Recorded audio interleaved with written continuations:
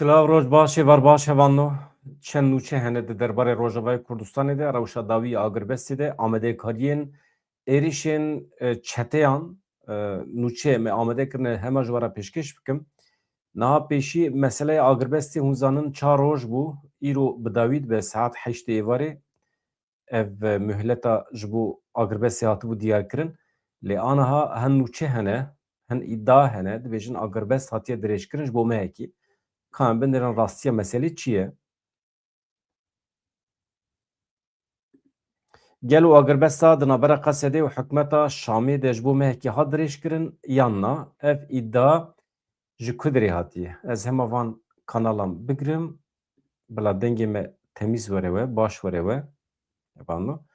Deng baş e ji kerema xwe re ji min re bibêjin. Kalîteya deng baş be ez bişopînim. Aniha ji bo haya me çêbe di derbarê Rojavayê Kurdistanê de bala her kesî li ser Kobaniyê elbet li wê derê trajediyek mirovî aniha pêk tê. Yani şîrên ji bo bebeka nemaye, şîrên ji bo zaroka nemaye, xwarin vexwarin her ku diçe kêm dibe li ser Kobanî me nûçeyek heye min girtiye ez ji wara pêşkêş dikim hevalê me jî li Kobanî bi qasî çend deqe firsenda înternetê dîtiye ji me re peyam şandiye ez wî jî bo ev bidim guderîkirin lê vê mesela Agirbestê em hema ji dewlê derbixin ka rastiye wî çi qas heye çi ye mesele daw çi ye paşê em ê behsa Rojhilatê Kurdistanê jî bikin Agirbesta navbera Qesedê û Şamê de ji bo mehekî hatiye dirêjkirin. Nûçe bi vî şiklî ye kî dibêje hikûmeta Sûriyê û Hêzên Sûriya Demokratîk Qesedê li ser dirêjkirina Agirbestê li hev kirine îro qaşo roja dawî bû çar roj temam bûn li gorî çend çavkaniyê ji hev û du cuda. Hikûmeta Sûriyê û Hêzên Sûriya Demokratîk Qesedê li ser dirêjkirina Agirbestê li hev kirine. Mehê ji Qesedê daxuyaniyekî wisa berbiçav negirtiye. Eger di nava bernamê de Qesedê daxuyaniyekî bide hem hûn agahî bidin min û hem ez ê ji we re bêjim. Ya rastî tiştek ku derket holê niha Agirbest ji bo mehekî hatiye dirêjkirin lê çavkaniyekê din ya ji Şamê vê dirêjkirinê red dike. Yê îdia dike ku peyman çêbûye kî ye? Dewran Mehmûd e. Na erêjim Dewran Mehmûd re behs dike. Ev rojnamegerê edîtorê Rûdawê ye. Ji Dewran Mehmûd re behs dike. Navê xwe nade fermandarekî payebilind yê Qesedê ye. Navê xwe eşkere nake.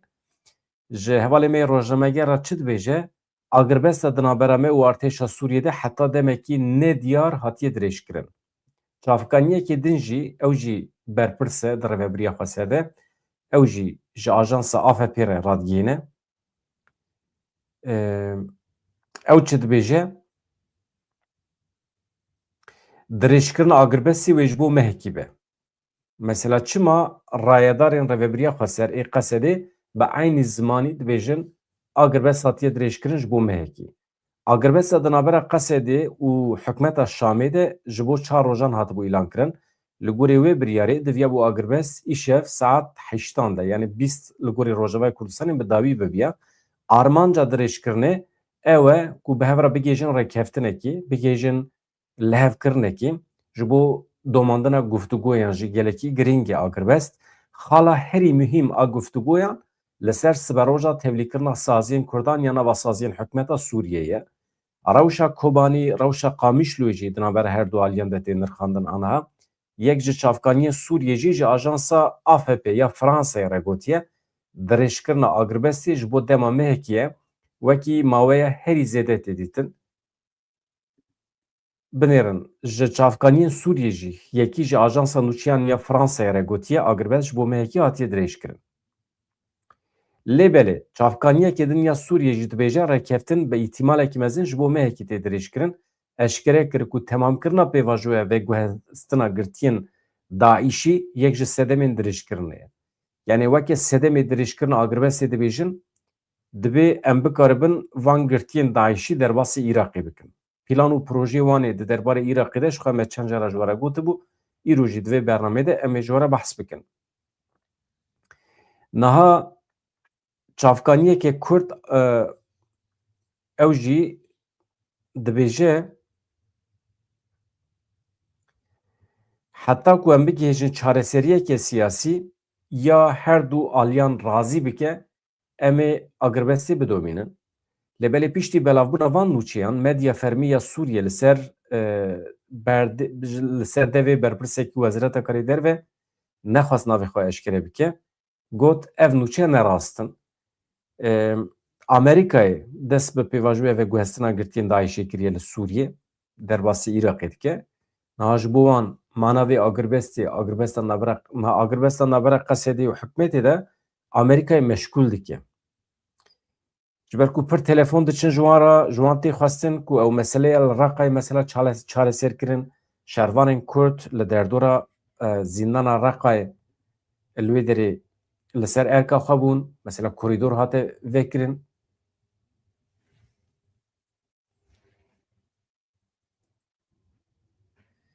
Yani Şama çi fidan dirêj kir, eger dirêj be jî fidan dirêj kiriye rast dibe jî. Ez jî divê qenaatê de me. Şam mam tune ye.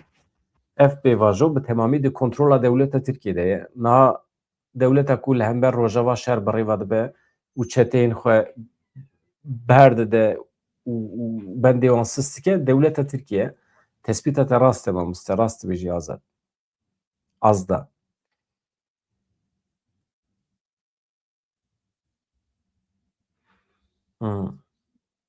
Na rast e. Hevan ez ê binêrim. Dawiya berhemê de eger wext hebe ez ê we dewet bikim. Yani hûn li ser vê rûpelê bin ez dikarim we dewet bikim. Ne mesele ye. Yani dikarim cî bidim we. Niha hevan no.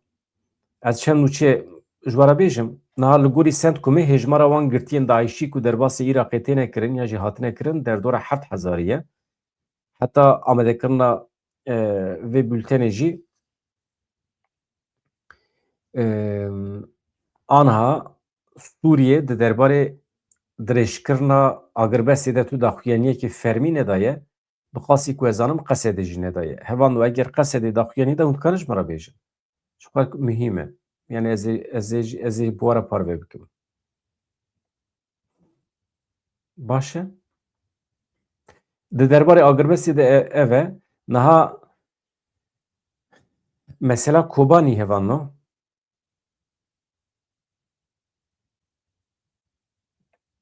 Deqekî. Çavê min li ser nûçeyên lezgînin lewma ez ji evê derdikevim, ji vê rûpelê derdikevim. Aniha em biçin Kobaniyê. Niha dorpêça tund ya li ser Kobaniyê li Rojavayê Kurdistanê didome ji ber sermayê ji duh ve 4 zarokan jiyana xwe ji dest daye. Hevseroka Hêva Sora Kurd li Rojavayê Kurdistanê Hediye Abdullahê ragihand ku ji ber dorpêç ji ber sermayê 4 zarokan jiyana xwe ji dest da. Li gund û bajarên Kobaniyê nêzîkî 150,000 Kurd aniha lê hene. Hefteyekî dibin dorpêça çekdarên artêşa çeteyan de ye. Çeteyên dewleta Tirkiye hûn bibêjin dorpêç heye. Dewleta Tirkiye bixwaze wan çeteyan dikare bide sekinandin, dikare korîdorekî mirovî vebike. Lê tu derdê dewleta Tirkiye ku Kurdan weke hemalatî xwe bibîne û alîkariyê bide tune, em di nava xetayekî şaştiyekî pir mezin de ne.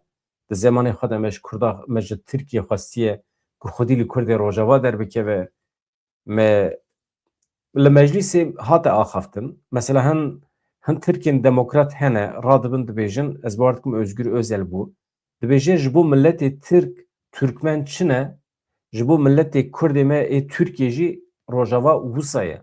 Madem ki Kurdên me ê Bakurê Kurdistanê hemalatiyên Tirkiye ne, mesela hin Tirkên demokrat hene dibêjin. Ê dibe em bikaribin çawa em diçin alîkariya Türkmenan, çawa em diçin alîkariya Azeriyan, ne Qarabaxê filan. Dibe em biçin alîkariya Kurdan jî. Berdin vê meselê di ser da yê êriş dike dewleta Tirkiyeyê. Ama bi perê me êriş dike, bi baja me êriş dike. Îja derdê ser derdara ew e.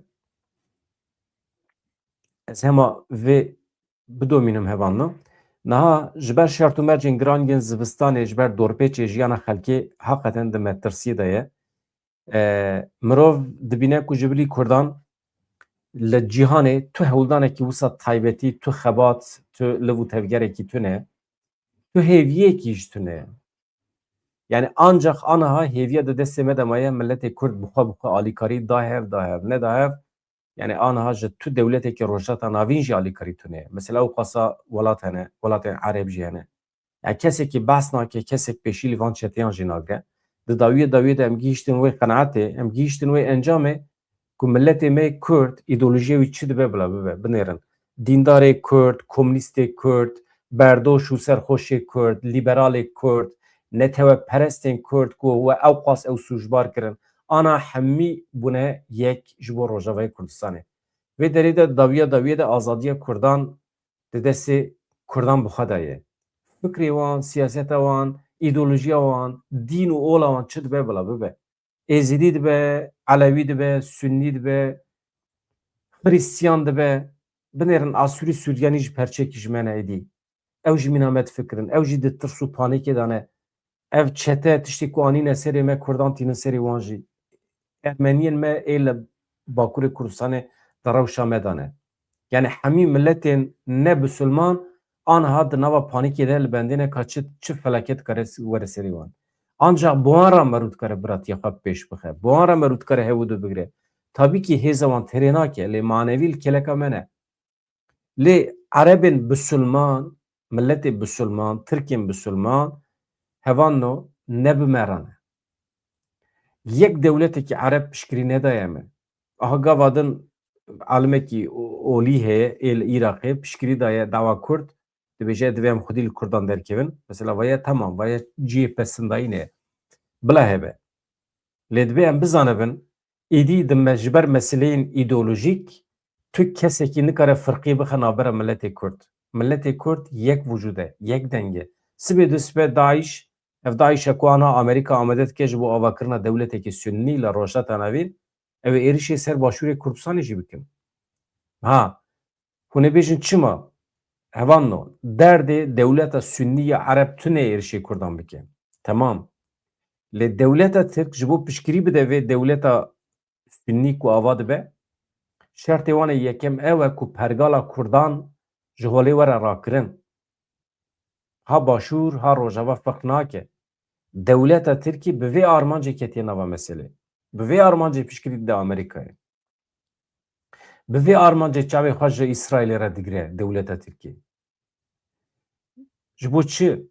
Mesela ew xwesa İsraîl li Sûriyê pêş dikeve, İsraîl virda wê de siyaseta İsraîlê hûn dizanin. Dewleta Tirkî li dij bû. Anha çima bêdenge dewleta Tirk li hember İsraîlê? Ji ber ku soz girtiye. Wê pergala Kurdayetiyê ji holê were rakirin. Ne tenê Rojava ha Başûr jî. Binêrin di civîna li Hewlêrê de ji were tiştek bêjim. Di civîna li Hewlêrê de Rêzdar Mesûd Barzanî bi tevî kurê xwe Mesrûr Barzanî binêrin. Li aliyê wî yê çepê Mesrûr, li aliyê rastê Mazlûm Ebdî û ew ê Amerîkî tombarak li nav çavê hersiyan dinêre İlham Ehmed jî kêleka Mazlûm Ebdî ye. Li wan dinêre dibêje îşê me we xilas. Anha em tiştek ji we dixwazin. Hûn dibên ereyan na. Hûn ê li hember heştê şeعبî şer bikin yan na. Weke Kurd, weke hêza Kurda. Me hetan ha pere daye we, alîkarî daye we, me ji Amerîkayê tonkî sîleh çekanî da we, dibe êdî hûn xwe nîşan bidin. Hûn ê li hember van şîeyan dibe hûn şer bikin. Barzanî dibêje derdê me ku em li hember heştê şeعبî li hember cîranên xwe ê şîî em şer bikin tune yani. Mazlûm Ebdî dibêje derdekî me wisa tune em nikarin yani. Em nikarin şer bikin hevan no. Wê demê dibe hûn zanin. We şer kir, we nekir, planekî me heye li Rojhata Navîn. Em ê plana xwe pêk bînin. Çi ye? Ji Sûniya re dewletekî ava dikin. Tamam, bila ava bikin. Sînorê Sûriye û Iraqê radibe. Şîî dimînin li koşeyekî, yani ew nîvê Iraqê û temamê Sûriyê bi heva tên girêdan dewletekî Sünnî ava dibe. Selefîst. İja Kurd têda cihê digirin cihê nagirin meseleyekî dine ama vaya plan projeya Daişî bû. Ji xwe navê Daişî ew e dewleta Şam û Iraqê. Ne? Navê Daişê bixwe ew e. Yani Daîş bixwe bi vê armancê ava bû.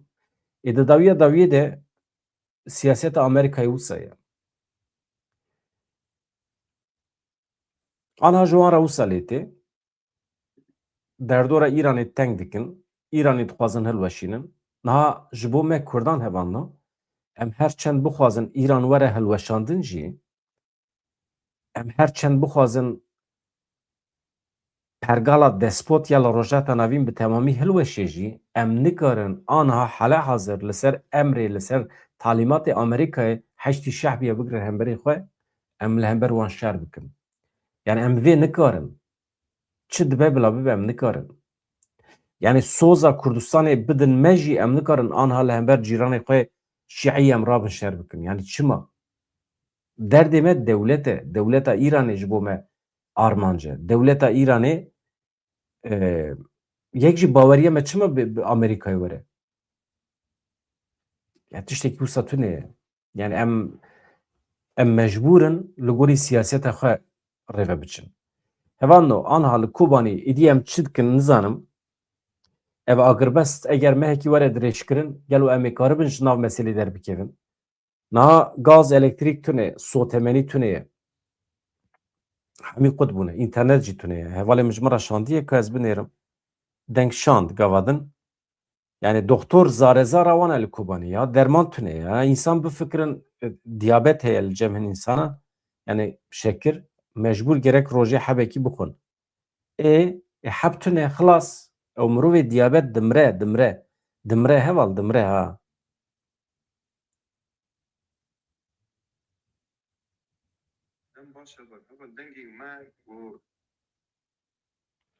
Dem baş girêdayê bajarê Kobanê û herê mawê em dikarin vê yekî bêjin. Dorpêç berdewam e. Şer û pevçûn li herêma Kobanê bi taybet li gundawarên wê tevê agirbesteke çar rojî careke din berdewam dikin ji aliyê çeteyên hov yên bi ser hikûmeta demkî a Şamê bi piştevaniya dewleta Tirkiye. Li beramberî vê yekê jî berxwedaneke bêhempa a gel û şervanan heye. Li aliyê din herêma Kobanê îro sê roja berf û baraneke dijwar bariya. Ev yek jî rê li ber metirsiyên jiyanî li ser gelê herêmê çêkir. Ji ber nebûna sotemenî û bi wê ve girêdayî beşê elektrîk, av û înternetê bi rastî jî li vê herêmê şert û mercên jiyanê zehmet kiriye. Koçberiyekê ji gundewarên Kobanê ber bi bajar ve çêbûye. Ev milet jî di em anan de hatine bicîkirin lê mixabin sotemenî tune ye. Li aliyê din îro di demjimêr yekê nîv rûde li qada Şehîd Egît mîtîngek tê darxistin, daxuyaniyek tê dayîn, îro gel li wê derê kom dibe. Girêdayî bajarê Kobanê û rewşa wê em dikarin vê yekî bêjin. Dem baş. Yani aniha rewş ev e ji bo Kobanî. Deqekî ez vîya ewsa hazir kim ji ber ku vana şervanê me ne hevalna. Ez ê di derbarê vana de hin tiştan bibêjim. Aniha di derdora hesekê rewşgelekî giran e. Ez pêşî di derbarê Kobanî de hin tiştan bibêjim. Paşiya derbasê hesekê bibim li wê derê li bû tevgerekî pir ecêb heye. Ji ber ku digel vê agirbestê jî çeteyan xwe amade kiriye êrişî hesekê bikin. Wan kiriye serê xwe dibe em hesekê de girin ji Kurda. Ya hesekê aniha paytexta hevalno. Paytexta Rojavayê Kurdistanê ye, ne Qamişlo ye. Hesekê her tiştê me heye. Sazî û dezgehê me hene, bürokrasiya me li Hesekê ye, av û elektrîka me ji Hesekê tê, televizyonê me, saziyê me li Hesekê ne. Yani mühim e. Ew der ciyekî stratejîk e. Wextê ku Hesekê bigirin, yani mana Qamişloyê namîne. Hemî dorpêş dibe. Qamişlo dibe wekî Kobanî. Deriyê Sêmakal digirin. Ez ê li ser xelîtê nîşanî vebidim. Aniha pir mühim e agirbest mehekî were dirêjkirin ji bo pêşî li trajediya mirovî were girtin ji bo ku yani Hesekê nê bi dest xistin. Tamam aniha amadekarî hene me xeber girt ji hevalan. Şîrê zarokan roj bi roj kêm dibe li Qamişloyê li Qamişloyê jî ama em ana behsa Kobanê dikin Qamişloyê jî yani derman tune ye. Eger ew wiha bidome di demekê nêzik de şîr bi temamî xilas dibe. Dermanên jiyanî bi taybetî dermanên nexweşiyên şekir yê diyabetê ku rojane tê bikaranîn ber bi xilasbûnê ve diçin. Ev yek metirsiyekê mezin li ser jiyana nexweşan çê dike. Rêveberiya Xweser niha hewl daye hinek sotemeniyê li xelkê belav bike lê ev yek terê nake. Rêveberiyê tabii ew jî li gorî îmkanê xwe. Heta niha li ser erdê tu gavên ciddî nehatin avêtin. Korîdoreke mirovî heta niha nehatiye vêkirin. Rewşekî bi vî şeklî heye. Di ser da jî hevana niha eger mirov hinek rexne bike,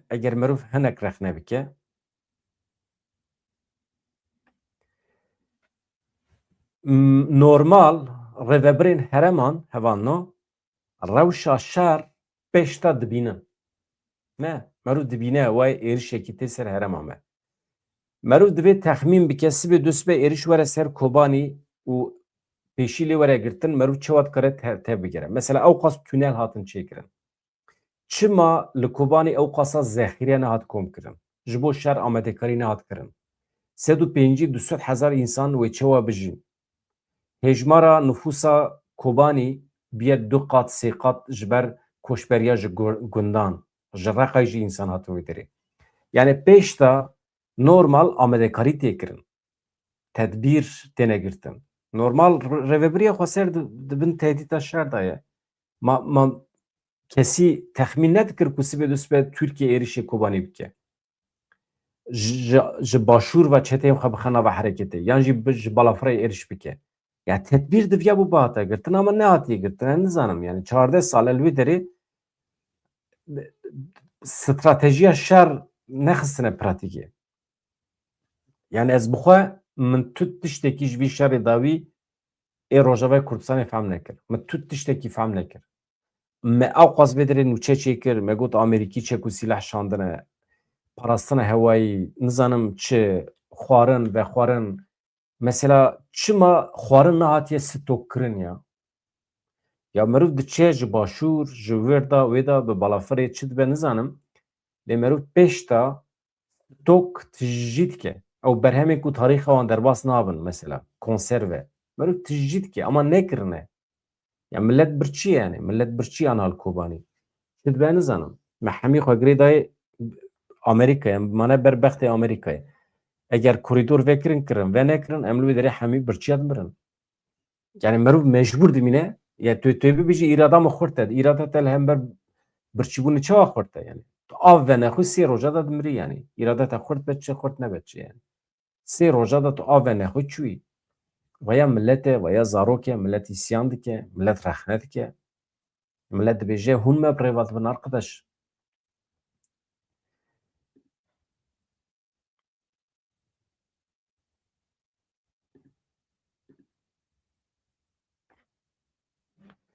Niha hevando. Ev çetên hikûmetê digel vê agirbestê jî vê sibê saet de heftan de bi 2 dronan êrişê gundê Sefaya yê girêdayî bajarê Çilagayê kantona Cizrê kirin. Dron ji aliyê şervanên Qesedê YPJ ve hatin îmha kirin.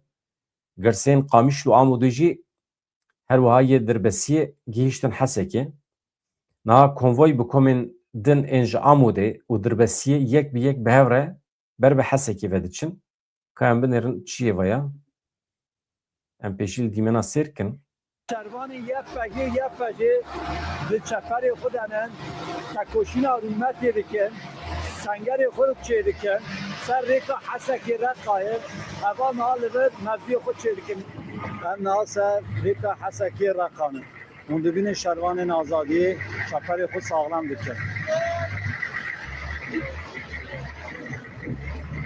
Ev şervanê azadiyê ne? Şervanê YPG ne? Şervanê rêber Ampûne. Belê gelê me êja, niha şervanê YPG di çeperê xwe de ne çeperê xwe saxlam dikin. Hûn dibînin saet sisê şevê 24 yekê me ye. Ez ê niha nêrînê şervanê YPG bigirim. Me ji xwî Hesekê ji bo hemû cihên Kurdistanê me biryara man û nemanê daye. Me biryar daye yan mirinekî bi rûmet yan jî jiyanekî bi rûmet. Ji kuna wê jî hewildanên ku yan nûçe yan jî ev kesê ku dibêjin ba em ê derbas bibin hema ji xwe re hêsanî ev ê derbas bin em rê nadin. Heta yek şervanekî Kurd heye شرباني نيا فاجي يا نيا فاجي حتى قال لي كرد هيا امير ندم كدر باسي باشار كردا ببن وبقشتي ام بيت بيت تجي سرقاتو راست دیر و رکانه اما بوله حسکی حسکامه خبر کرن که با میدان طبعا شو وقت زاوية روشي أول حتى نقطة كوين جاني مدى هي عميل برخوا بده مقام أفضل نقطة داوية هوا يك مهمي بلي سلاحي مدى فين عميل بعيش هوا أفضل خدان جانا أفضل جيمة آخامة بله تماشاوان نیجانا ام سرکا حسکی رقانن شروانین یپجی تکوشینا خود کن هم بری چتاین داعش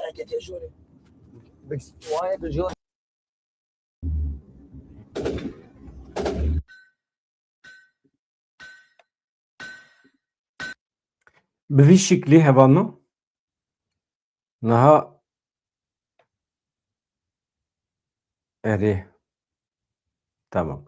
Dîmenekî bi vî şeklî jî heye em vêya jî bibînin baştir e tabii elbet. Deqekî. Ev jî dîsa li derdora Hesekê ye. Niha li cê me adetekî hebe. Me fam nekiriye cem milletê Kurd şîn jî hebe, şahî jî hebe, çi jî hebe, şer jî hebe milletê me radibe dîlanê digire. Milletê me direqise. Mîna şahî pêşwazî dike. Min tiştekî ji fehm nekiriye bi xwedê. Vay kültûra me ji kengî ve heye nizanim.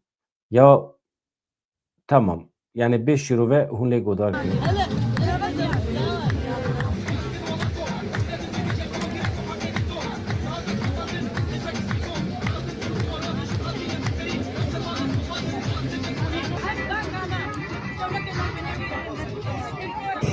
ایرو لروجاوای کردستانی شورشک به 15 ساله لشون خواهشتیا شورش گلان بون شورش گل کرد جبوب دست خستنا ما فی خوا ده جیانه کان دموکراتیک ده ده جیانه کا وکهف ده ده جیانه کا گو بچند خو به زمان خو به هبون خو ولسر خاک خو یا گو بسری سالا به هزاری سالا کو کاوی بو لسر مزد بو یا جیان بو یا و پیشروش خو ایرو به سرهلدان گلا ایرو پیشروش خو جبو سال کنو خیز دکی ام جی ایرو لوی داره وکی گله باجار قامشرو ام تبری چالاکیه الباجار حسکت بن جبو پیشگیریا ام بجن سرهلدان روجاوا Mesele ev e hevalno.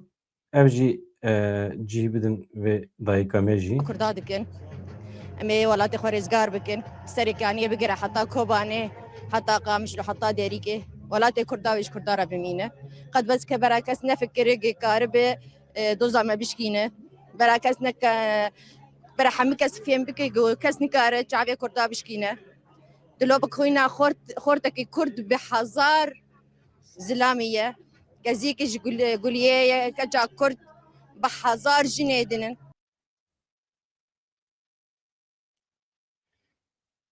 Ev jî bi vî awayî dîmenekî din heye ez nîşanê me bidim dîmenên xweşin paşê ez çend û çê ji we re pêşkêş bikim hebano.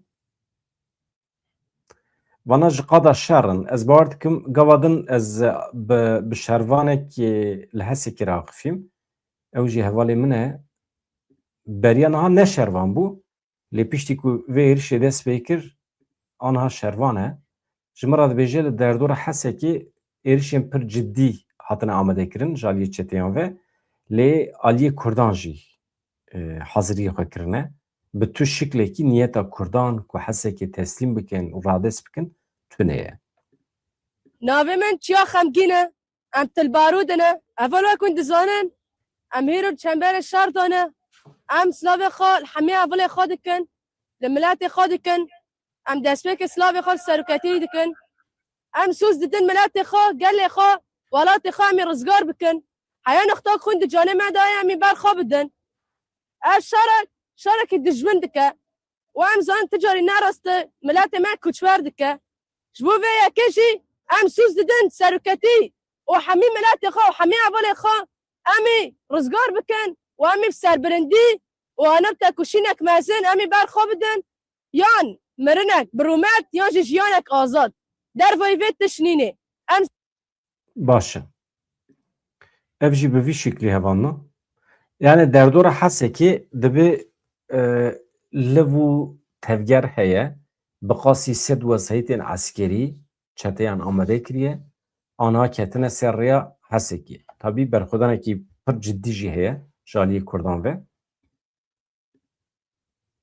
yani hêzên Qesedê merû navê bike YPG YPJ baştir e hêzên YPG û YPJ hevanna niha ev bi vî şeklî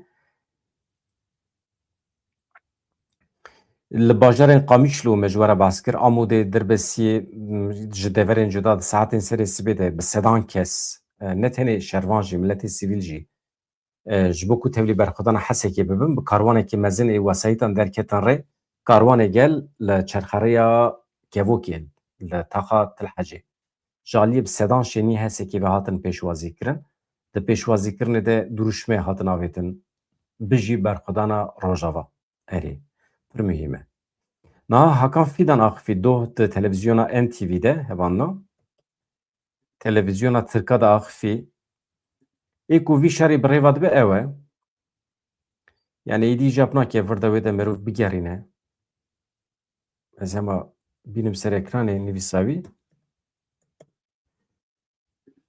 Hakan Fidan pir kêfxweş e Wezîrê Karê Derve ê Dewleta Tirkiye wextê ku behsa Qesedê dike êdî mîna berê nabêje êdî mîna ku gunê wî bi Kurdan were wisa behs dike dibe hemî keceke weke Sîwan hemî hêzên din dibin Sîwana kecekê de dibe em ji wan re dibêjin werin bibin fermî êdî ji îlegalîteyê derkevin çek û silehê xwe daynin werin ji xwe re siyasetê bikin tevlî yani şîretê li Kurdan dike şîretê li tevgera Kurd dike me xwexistiye halekî wisa ku êdî em bûne hewcedarê şîretên dijminê xwe însanên weke Hakan Fidan ku beriya niha serokê Mîtê bû aniha Wezîrê Karê Derve Tirkiyeyê sibê dûsibê dibe çi em nizanin belkî Tayyip bimre û bikeve şûna wî jî yani rewşekî wisa jî heye lê yani me xwe xistiye vî halê hevanna em nizanim çi bû beriya mehekî rewş çawa bû beriya mehekî rojata navîn me ji we re gotibû saetê carê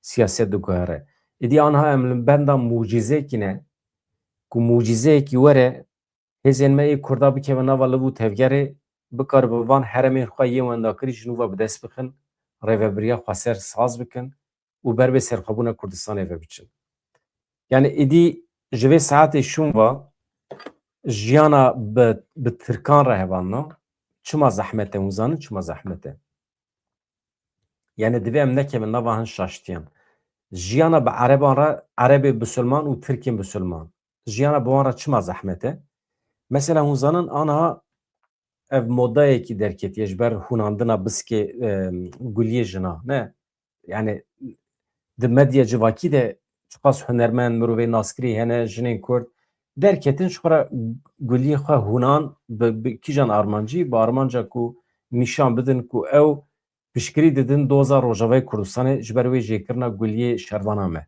çeteyekî guliya şervana me jê kiribû welhasıl mesele we fehm kir niha li Tirkiye hemşîreyeke jin mesela rabû wê jî li gorî xwe dilê wê şewtî guliyê xwe hûna û xist medya civakî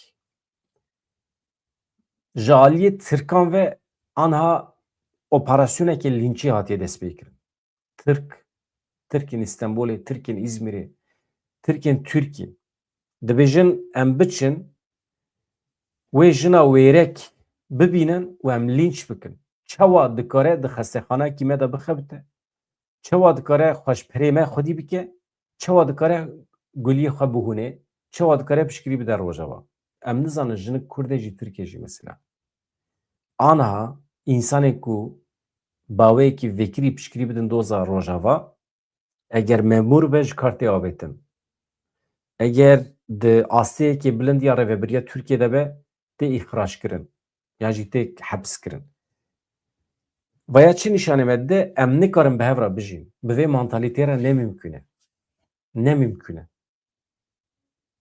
ji ber vê yekê pêvajo pêş nakeve yani nikare serê xwe bigire pêvajo ji bo çi bû ji bo ku Kurd û Tirk bikaribin bi hev re bijîn Mafê wek hev yani.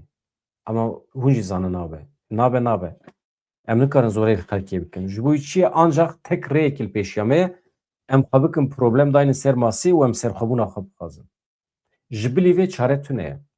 Du wextê serxwebûna xwe ferz bikî li ser dunyayê belkî wê demê ew werin lavê te bikin bibêjin temam.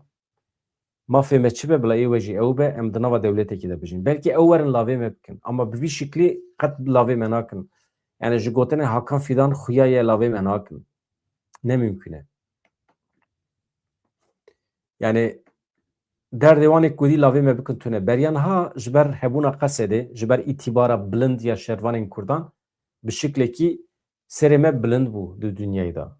İtibara me hebû, me daha têk biribû. Helkê pesnê me da. Êdî çi bû nizanim, aniha ew pozisyona me nemaye di qada Navnet TV'de de. Li cem Tirka jî nemaye. Êdî Tirk bi wî çavêl me nanêrin. Aniha derdê Tirka ku bibêjin Qesedê çeka dayîne tune mesela. Yani tenê gunê wan bimetê. Êdî mucizeyekî çêbe ku em xwe îspat bikin baş dibe. Yani ez naxwazim bê moraliyê bixim nava milletê me lê sedî set divê em ji vê pozisyonê derbikevin. Ji bo em ji vê pozisyonê derbikevin mucizeyekî eskerî em nikarin peyda bikin. Aniha vê gavê tune ye ne? Ji aliyê eskerî ve em rabin, serî hildin û em bikaribin van çeteyan têk bibin bi hezaran çeteyên dewleta Tirkiye heta Reqayê bibin, heta Şamê bibin vê gavê û hêza me tune ye. Lê ji aliyê siyasî ve ez sedî set di wê qenaetê de me ji aliyê siyasî ve eger biryarên rast werin dayîn milletê me eger îsrar bike di serhildana xwe de hem li bajarên Tirkiye û hem li Avrupayê hem êrişê hem jî bajon ser sînorên Kobanî. Milletê me eger bajo ser sînorê Kobanî û bi daxwaza serxwebûnê ha. Bi daxwaza ji serxwebûnê kêmtir bû dijmin bi me dikene. Eyn mîna niha Hakan Fidan çawa bi me dikene. Bi me dikenin yani. Yani wî rojê Ahmed El Şara Colanê jî mesela derketiye televizyonekî dünyayê televizyonekî cîhanî ya Ewropî ye. Dibêje min serokên cîhanê re qise kir me got mesela Helebê dixwazim hal bikim. Dibê di serî de Macron gelekî din gotin temam hûn dikarin şervanên Kurdan ji wê derê derbixin derxin. Dibê me jî çûşan me otobüs şand wê derê me got temam. Rûmeta xwe biparêzin, çek û silahê xwe bigirin, otobüsa swar bin ji wê derê derkevin. Dibê me ev pêşniyaz li wan kir. Agirbet çêbû me soz da ama dibê derneketin. Mesela Şara Colanî bi vî halê xwe çete dikare di qada Navnet TV'de xwe rewa nîşan bide, diplomasiya xwe bike. Bi serokên dunyayê dişêwire wextê ku şervanên Kurdan ji Helebê derbixe bi piştgiriya wan derdixe, bi erêkirina wan derdixe. Mesela dikare diplomasiyê bike. Tiştek ku dibêjim li cem Şara heye çima li cem me tune, me çima nekir. Çima em tenê tên vir da wê de pesnê xwe didin bi propaganda û ajîtasyona vala. Nefret dikim ji propagandayê. Nefret dikim ji ajîtasyonê. Ji destpêkê ve wisa ye. Saziya televizyonê ku tê de dixebitim jî min red kiriye ez propaganda bikim. Propaganda tenê însanan dixapîne. Ne rast e. Rastî nine. Rastî ev e. Li holê ye. Zanîne. Rastî zanîne. Dibê tu bikaribî hêz û quvveta xwe amade bikî ji şeran re. Dibê zeka te, mantıqa te, aqlê te hebe ku tu bikaribî plan û projeyên stratejîk amade bikî. Propaganda na. Êrişekî hat ser te tu çawa bikaribî 5 milyon însanên dibin kontrola xwe de xwedî bikî. Wana biparêzî. Zarok, bebek, jin, îxtiyar, kal. û dibê tu weke ferdê vî milletî ji ber meseleyên îdeolojîk firqê nexî navbera milletê Kurdan. Milletê Kurd tu nikarî paşguh bikî ji kîjan eşîretê ye, ji kîjan fikrê ye, ji kîjan baweriyê ye, tu nikarî mecbûrî xwedî li milletê Kurd derbikevî îdeolojiya wî, fikra wî çi dibe bila bibe. Tu nikarî bibêjî vaya ne ji min e ji ber ku neteweperwer e yan jî îlkel milliyetçî ye yan jî lîberal e tu nikarî. Kurd bû dibe tu xwedî lê derbikevî. Kêmasî wî hebin, kêmasî wî jê bigire, tişnabe. Di nava zeman re perwerde bike. Ama tu nikarî bikî der. Tu nikarî xwe marjînal bikî. Tu hêza milletê Kurdî, tu xwe marjînal dikî. Tu xwe tenê dihêlî. Yani ji vê meselê divê em dûr bikevin. Yani heqê me tune ye. Made em parazvanê milletê Kurdin, divê em her kesî bigirin nava xwe. Milletê Kurd bû temam e. Ya diz bejî dizê min e arkadaş ya. Me sed carê gotiye ya. Her vîdyoyê me berê ê salekî temaşe bikin. Me gotiye Kurd xwedî edalet be, xwedî artêş be, xwedî siyasetekî serwer be, ama ya Kurd be. Dizê te hebe dizê te ye. Tecavüzkarê te hebe tecavüzkarê te ye. Di nava edaleta xwe de ew î mehkeme bike. Ama neke der. Nebêje vaya ne ji me ye. Ya qurucî jî ê tebe, cerdevan jî ê tebe dibê tu ez bawer dikim aniha herin malê quruciya hemî di şînê dane ji ber Rojavayê Kurdistanê.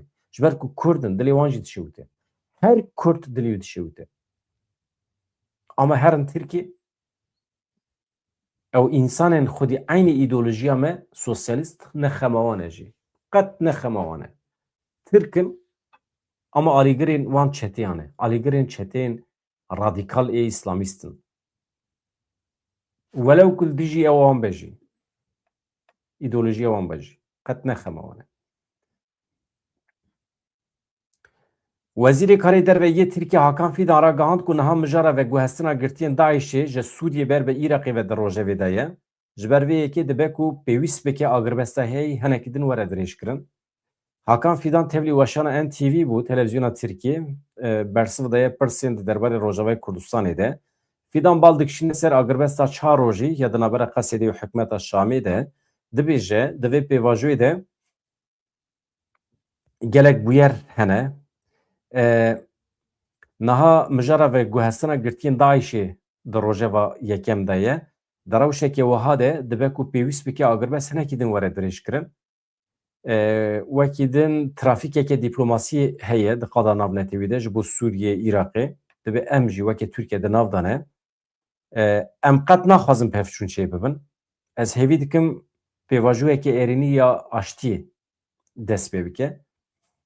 Eger lehevkirin çênebe gelo Şam wê operasyonê li dijî Kobanî Qamişlo Hesekê çêbike got ez hêvî dikim ji bo çareseriya birêya diyalogê îradeyekê ciddî hebe. Li ser rewşa dawiya Qesedê û guherînên li qadê got ji bo min ne sürprîz bû. Bi nêre Hakan Fîdan çi dibêje? Aniha çeteyê xwe berdaye ser Rojavayê Kurdistanê hevanno? Yani ew qas siyasetekê derû dimeşîne. Jaliyek ve çeteyê xwe berdaye ser Rojavayê Kurdistanê jaliyekî din ve jî radibe yani eger êriş nekin baş dibe dibe binêrin siyasetê binêrin. Em alîgirê diyalogê ne. Yani ji Kurdar re dibêje êdî hûn zanin kêfa we ye. Diyalog çi ye? Yani werin teslîm bibin yani. Werin teslîm bibin. Hakan Fîdan mesela dawekî din jî heye ji bo merûbalê bikişîne serê dibe ji bo min ne sürprîz bû ew tişta ku aniha em di nav de ne. Kesekî mîna Hakan Fîdan rewşê dizane em nizan. Ereba nas dike em nas nakin. Mesela ji bo ereba çi dibêje? Me ev yek baş dizanî bû. Me bi salan dînamîkên li herêma ku YPG dagir kiribû nüfusa ereban li wan dera zêde bû me dixwend. Me dînamîkê wê derê dixwend. Yani sosyolojiya wê derê, civaka wê derê dibe me nas kir. Eyvanê wî, kalîta wî çi ye? Êl û eşîrên ereban çi difikirin? Dibe me zanî bû. Me pêş da zanî bû. Agahiya me li ser pêkhatiya eşîran hebû. Me dizanî bû ka ew ê kengê çawa serî hildin. Ji vê îtirafê zêdetir tiştekî heye? Yani dî mêrik çawa vekirî bibêje? Ha em aniha mesela ez carna dibînim di ajansê me de radibin hê jî hewl didin hikûmeta Şamê teşhîr bikin. Van çetiyan teşhîr bikin. Çi qas zalim in, çi qas êrişkarin. Dewleta Tirkiye çi qas di Rojava de cih girtiye di êrişa Rojava da. Ya êdî îcab nake nake. Çû. Yani îcab nake em îspat bikin. Mêrik dibe milê qisiye tu terî tu dibêjî me îspat kir ku tiliya wî ez dibêjim hirç ve hirç. Turat bir tedbiji reç vay. Amerik dibe ez navda me mübreva biriyaz revat bimana were teslim bedibije tedbiji teliye devleta Türkiye'de de em dibine. Hakikaten. Binerin çima ez dibije mühime ku mirov Kurd xudî li Kurda derkeve. Revebirêkî eşîra Caf Nizar Hesen Caf peyamekî da destnîşan kir ku milletê Rojava li Sûriyê ketiye ber êrişên komên çete dibêje bi hemû rengî em amadene alîkariya Rojavayê Kurdistanê bikin, alîkariya milletê xwe bikin. Bang li hemû eşîr û hêzên cef kir, bang li hemû eşîrên Kurdistanê kir, di vê rewşa çarenûsê de helbesta xwe nîşan bidin, dakevin qadan, werin piştgirî bikin Rojavayê Kurdistanê binêrin. Rêberên eşîra Caf pêyekê dibêjin. Eşîretێkî ye. Mesela em dipirsin îdeolojiya wî çi ye? Em dipirsin sosyalîst e yan komünîst e yan îslamîst e. Ji bo me ne mesele ye? Eşîretekî Kurd e, em nikarin piçûk bibînin.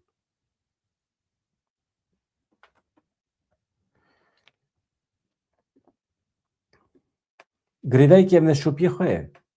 Eşîretekî ye. Wisa xwe diparêze. Eger belav be asîmîle dibe. Rewş xirab dibe.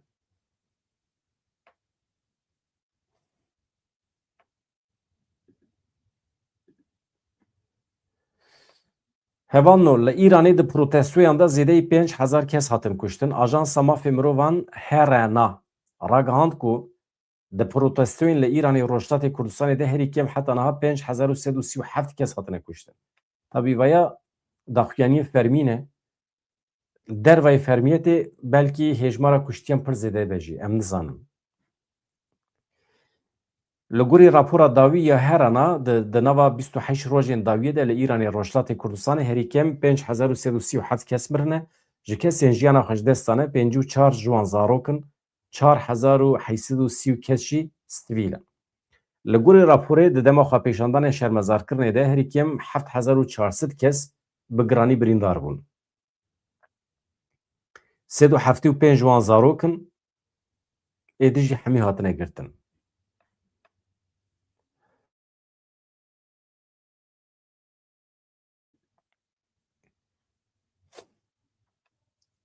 Ya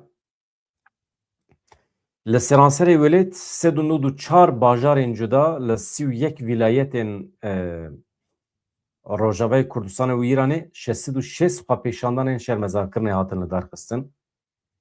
Xwepêşandanên şermezarkirinê kêm nebûne dibêje rejîmê jî li hember vê yekê înternet dibire, mirovan digire, polîtikayên zextê giran dike. Li wilayetên Kerman, Tehran, Semnan, İlamê li Rojhilatê Kurdistanê li bajarê Lumarê jî herî kêm 22 kes hatine binçavkirin, her wiha dîmenên mikurhatinên bi zorê jî hatine weşandin. Dewleta İranê aniha siyasetekî pir ecêb dimeşîne. Ev bû du xwepêşandanên mezin hem di dema jin jiyan azadî de beriya du salan hem jî divan serhildanan de hakikaten bi êrişên dijwar, bi komkujiyan, bê însaf hemekarî li ser piyan bimîne. Normal serhildanên bi vî şeklî li welatên li welatekî din çi bibe ew rejîm li ser piyan namîne. Ama li İranê ser piyan ma. Acayip xwe ser piyan digirin. İja di demên pêş me de eger Amerîka û İsraîl êrişê ser İranê bikin, rejîm hilweşe, zehmetek û karibin hergalekî ji Kurdan re ava bikin. Zehmetek û rê bidin pejakî û rêxistinên dinên Kurdan jî. Ji ber ku Tirk û Azerî di nav dane. Aniha hakîmiyeta xwe li Qandîlê jî zêde dikin Tirk bi wan çeteyan. Erê. Ya. Aniha li Efrînê 50,000 koçber hewcê alîkariyê ne. Li Efrînê jî ya. Rewşekî wisa heye. Di derbarê wê agirbestê de İlham Ehmed jî dibêje ji bo dirêjkirinê dibe aniha cehda me hewldana me heye. Hevseroka daîreya tekiliyên derve ya Reveberiya Xweserî İlham Ehmed ragihand ji bo dirêjkirina agirbesta di navbera artêşa Sûriyê û Qesedê de hebatê wan didomin. Hatta naha agribes hatiye ilan kirin, ne hatiye ilan kirin, hena de ev pevin saatçı da hatiye kirin emu jî nizanin. Lê li ser daxwaza Amerîkiyan ya ji bo veguhestina çekdarên Daişê ya duyem jî meşandina diyaloga zêdetir bi Şamê re. Niha İlham Ehmed dibêje Amerîkayê daxwaz kiriye, yani agiribes were dirêj kirin ji ber du sedeman. Yek Daişî derbasê Iraqê bikin ya din jî bi Şamê re diyaloga Kurdan hinek zêdetir bibe. Ama saet çi da gotiye van gotinê xwe nizanim. Heta vê saetê jî bawekê fermî agiribes nehatiye ragandin ka em li ew ê binêrin. Ferhat Şamî tiştekî dibêje gelo li ser Twitter'a xwe.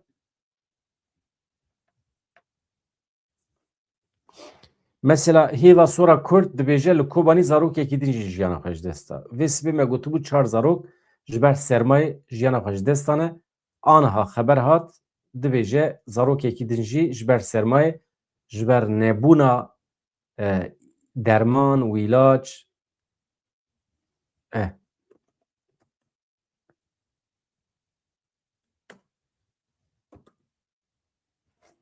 tiştekî wisa ye.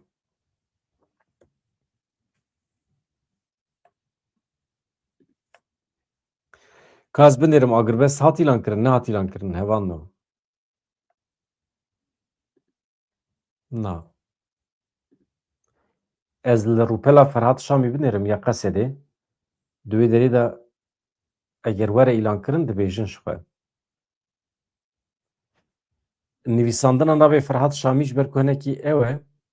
Hevan no. Tamam, min dît.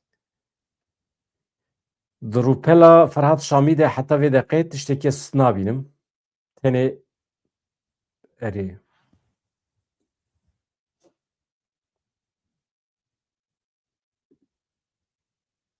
Na, tiştekî nabînim.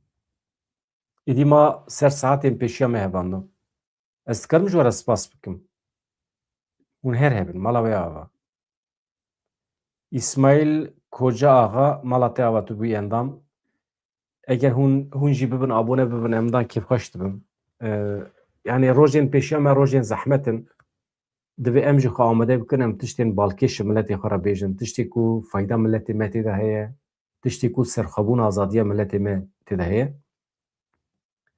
Yani hevan no niha ev pirs pir tê ji me re. Pêwîst e Dem Partî Meclîsa Tirkan biterekîne.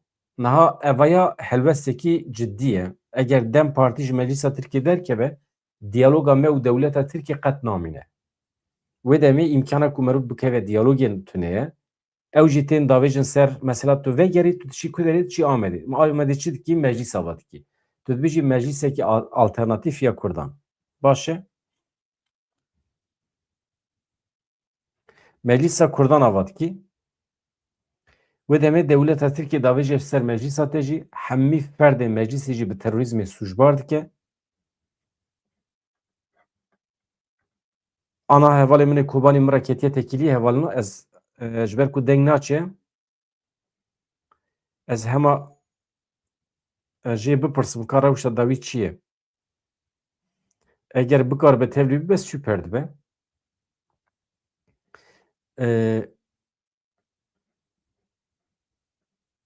Ez bêjim tiştek acîl heye gelo.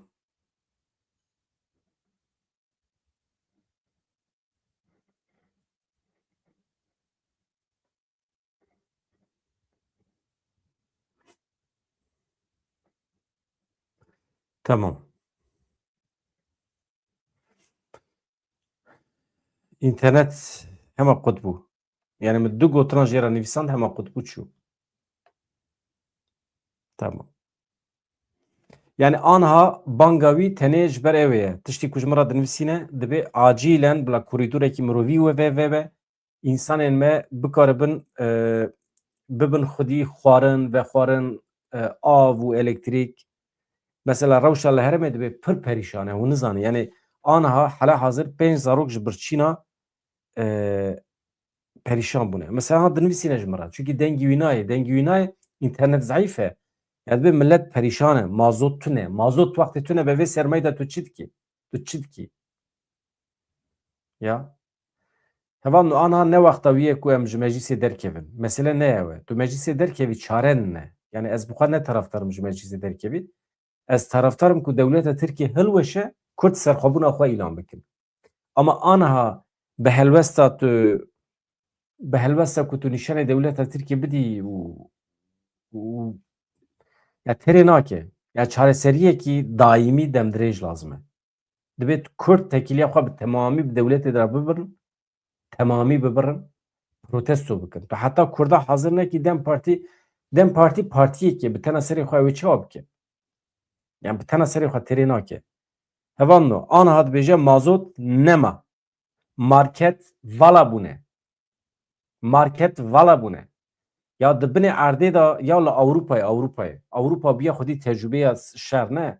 Anha biçin hevan li malê Almanan, li malê Swîsriyan, di depoyê wan de dibinê her xaniyekî de biqasî ku bi salan têra wan bike depo datînin ya. Vira kültûrekî wisa heye. Av tijî dikin, xwarin tijî dikin, tînin. Derman tê de heye. Dibinê her avahiyê de heye. Li Ewropa heye. Anha alarmekî zengilê lezgîn lêkeve li Ewropayê herkes dat dikeve binê wê depoya xwe û dikare wê derê de bijî. Av heye, duş heye, tuwalet heye û gaza kîmyewî nikare bikeve hundir. Hemî tedbîr girtine. Ya. Ême em di orta şer de ne li rojata navîn em tedbîrê xwe nagirin. Aha bu hefteyek derbas bû ser şer de. Hefteyekî derbas bû ya Kobanî. Ana zarazera me ye. Yani şîrê bebeka tune ye. Yani em hevan di vî şerî da em ne hazir bûn. Em ne hazir bûn. Neket serê min. Min tiştek fehm nekir ji vî şerê min. Na wallahi billahi min fehm nekir. û me rû nikare rexne jî bike ji ber ku anha dema şer e pêdiviya milletê me jî bi moralê heye. Ê sankî millet nizane, millet zane ye. Tiştî ku me rû rexne bike milletê me jî zane. Ya ana îjab nake me rû rexne bike. İjab nake. Ez xatir ji we dixwazim eger agirbest çi be ji min re bêjin ji kerema xwe re. Ez wê tem dibînim. Ana heta vê deqê min tiştekî nediye. Ama ez dibêjim yani xuya agirbest wê were dirêjkirin ji bo me yekî ji ber ku Amerîkayê xwestiye. Yani jî dewleta Tirkiye xwestiye. Pêdiviya wan pê heye. Pêdiviya herî zêde pêdiviya me pê heye. Êdî îjab nake em xwe bixapînin. Dibe em hinek bîna xwe bidin. Dibe em hinekî werin serê şî xwe. Me çi kir? Me çi kir em ber bê ku derê vediçin. Kapasîta me ku em bikaribin dewletekî bi rê ve bibin tune be tune ye. Tune be tune ye. Em nikarin zorê xwe bikin.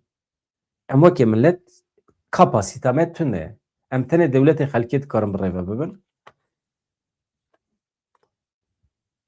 Silav dem baş.